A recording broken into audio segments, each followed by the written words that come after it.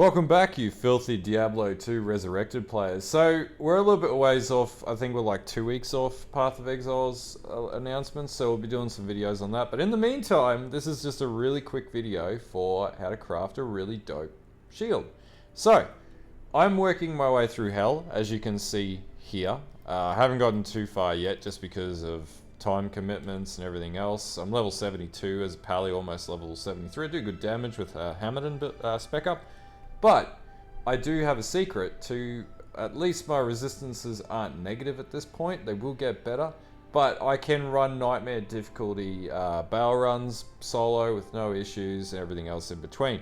So you might be asking, how have I achieved this? Well, very, very simply done, actually. Now, the optimum shield to use on a Hammerton is generally Spirit, but there's also another really good variation of a shield that you can run that's a lot cheaper and easier to acquire than a Spirit, because Spirit requires a 4-socket shield. This one only requires 3.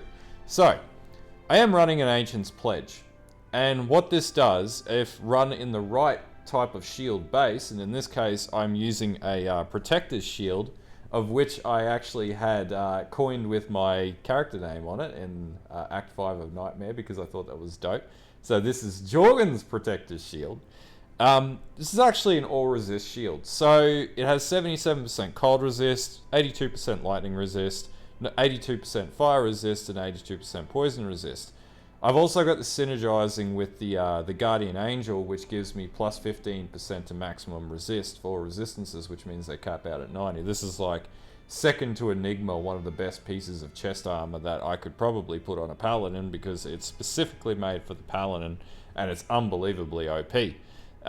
But anyway, this shield is actually using a rune word, and we'll talk about that right now. So this is using the Ancient's Pledge rune word to achieve this. Not only does the base shield, so the base shield, the Protector Shield, gives you, I think, around 40% or 35% all resistances. The Ancient's Pledge actually gives you the additional resistances that you need further to that.